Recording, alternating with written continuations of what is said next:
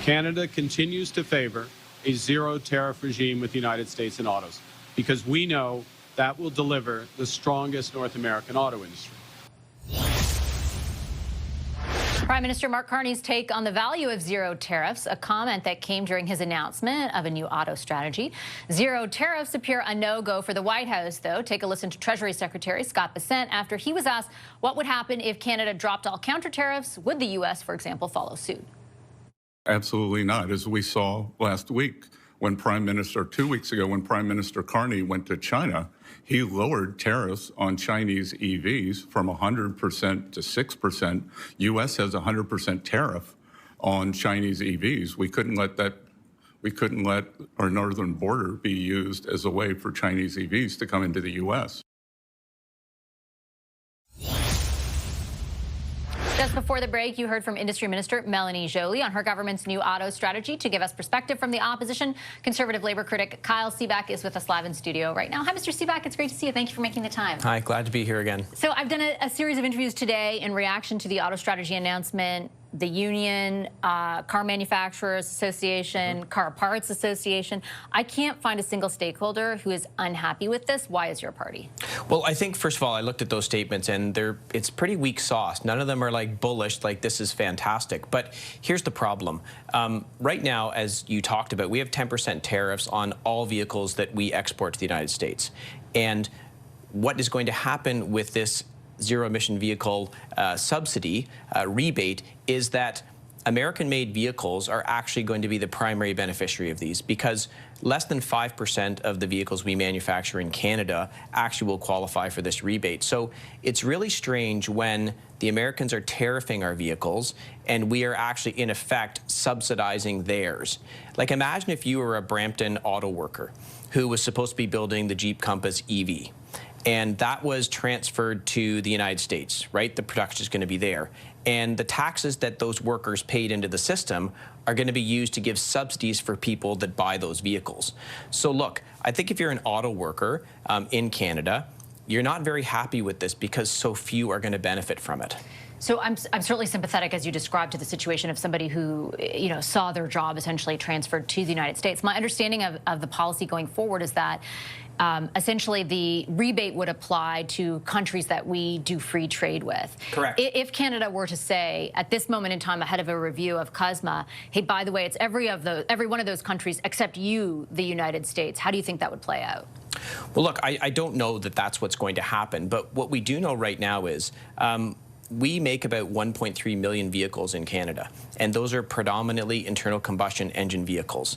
A very small slice of that are EVs. So the predominant winners in this are going to be the Americans who produce the EVs that we buy, or other foreign companies that produce those. So why didn't they come up with a policy that would benefit all auto workers, like what we've talked about, taking the HST off of all Canadian-made vehicles? That would actually be a much bigger rebate for all vehicles than the $2,500 or the $5,000, and it would actually secure auto workers' jobs.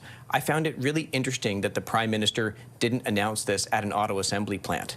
He certainly didn't go to the Brampton plant to talk about this. Why? Because he knows it's actually not very good news for most of the vehicles that we manufacture here in Canada. So two things. First, one is this is about EVs, and I take your point on Canadian, the portion of the market that's made here in Canada. But there is an acknowledgement of that in the policy, insofar as the price cap that will apply to countries that we do have free trade agreements with will not apply to any of the vehicles made in Canada. Secondarily, the Prime Minister also announced today that they are looking at changing essentially the remission structure to allow for additional credits to go to automakers that make their cars, like for each car that they make here in Canada. Is that not more in line with what you're talking about, and does that not address the issues that you're raising? Well, it's not. First of all, we just don't produce that many EVs in Canada. I don't have the exact number, but since we've been producing EVs in Canada, we've produced around 40,000 vehicles in total, EVs in Canada, that are bought and sold in Canada. So it's a very, very, very small number. So even if they're trying to add additional incentives, is that going to bring back the Brampton Compass plant to manufacture the Jeep Jeep Compass EV? No, it's not, because we've heard nothing about that. Is it going to help the workers in all the other plants that are building internal combustion engines? No, it's not. Will it create enough incentives for the companies to make these kinds of investments? It certainly doesn't look like it. So again, it's going to primarily benefit, yes, a few vehicles that we produce in Canada, but by and large, this is helping, Donald Trump's Buy America policy, because we're going to be buying a lot more American EVs, which would make him very happy. My point, though, about the remission changes, or the changes to the structure of remission, would not just apply to EVs. It's essentially a way to address the bigger problem that you identify, I think very rightly so, that a lot of what we import comes from the United States, that we remain very reliant on it, and that what we're trying to do, if we're going to see the sector survive, is to rev up the domestic market. The change in credits, like allowing for additional credits to automakers that make more cars in Canada, isn't just for EVs. Well, look. Giving credits is one thing, but actually reducing the taxes so that you would be able to purchase more Canadian vehicles is a much more efficient use. So they're going to try and apply for some credits. I don't know how they're going to apply. I don't think the government has fully fleshed out how they're going to apply. But what we do know is that the Conservative position, which in fact we came up with in consultation with the auto union workers, is that taking the HST off of all Canadian-made vehicles would spur domestic supply, right? Spur domestic purchasing, and would guarantee those jobs. We're hemorrhaging jobs in the auto sector. 5,000 jobs in the last little while, plus additional spin-offs. I haven't heard anyone, whether any of the auto unions, any of the Canadian vehicle manufacturers, saying that this is going to bring back any of these jobs.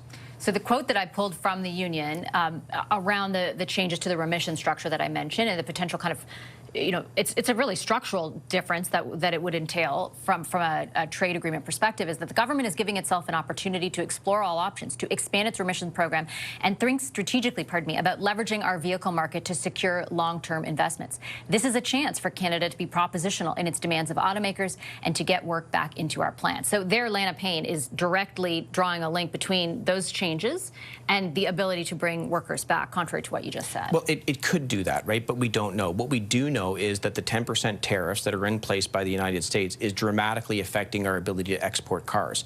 Most cars that we manufacture in Canada actually get exported to the United States. There's been no progress on removing the tariffs that Donald Trump has imposed, and this will do nothing to remove those tariffs. So when we look at this, how is it actually going to create any of the jobs that you're talking about? It's going to mostly benefit American and foreign-made EVs. It's not going to do much with the internal combustion engine production, which is where 125,000 auto and auto-related workers work and build 1.3 million vehicles per year.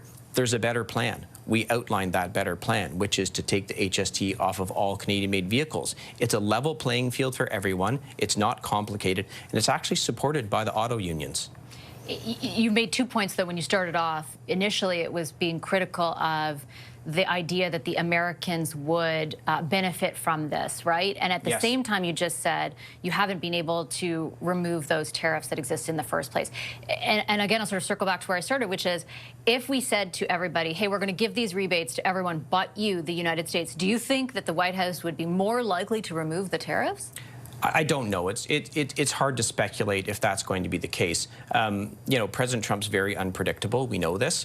So going in with something that could be beneficial, it might not be. But what we go back to is, as it's designed right now, when Donald Trump has put tariffs on Canadian vehicles, that is very clearly hurting our Canadian auto workers and Canadian auto production.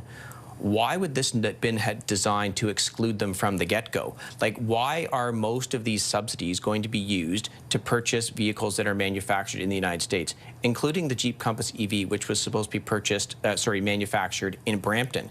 So, but do you really think explicitly the purpose of this was to just benefit the Americans? Like, I think that, wouldn't the unions and the car companies and all of them be saying that right now if that were the case? Well, look, I think that this is the unintended consequence of a very poorly thought thought out policy. I don't think they thought this through. In fact, I think the Chinese EVs that are coming in, 50,000 worth, right, tariff-free, plus the subsidy Not of tariff-free, other reduced tariffs. the new subsidies now.